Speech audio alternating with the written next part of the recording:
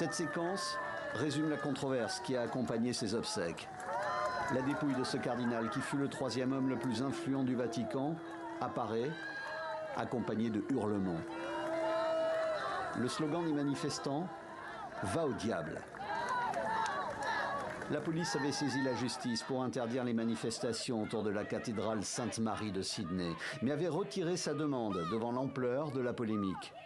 Face à l'édifice, des associations LGBT ou de soutien aux victimes d'agressions sexuelles, des centaines de particuliers dénonçant l'hommage de l'Église à George Pell et quelques personnes venues rendre un dernier hommage à celui qui, pour le camp conservateur, a subi une forme de crucifixion.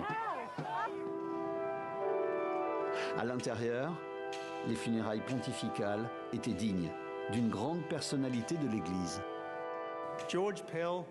George Pell était le plus grand homme que j'ai jamais connu. Et si la foi signifie la capacité d'endurer l'adversité écrasante, personne d'autre ne pouvait incarner ce rôle. George Pell avait été condamné en 2019 pour avoir agressé sexuellement 2 enfants de chœur dans les années 90, lorsqu'il était archevêque de Melbourne. Il avait purgé près d'1 année d'emprisonnement sur les 6 prévues avant l'annulation de ses condamnations pénales en appel en 2020. Il était également connu pour ses positions radicales contre l'IVG et l'homosexualité qu'il estimait plus dangereuses pour la santé que le tabagisme. L'hommage d'un côté, la colère de l'autre. Nous sommes ici simplement pour montrer notre solidarité avec les victimes et les survivantes de ce qui s'est passé à travers l'Église catholique, mais en particulier avec George Pell.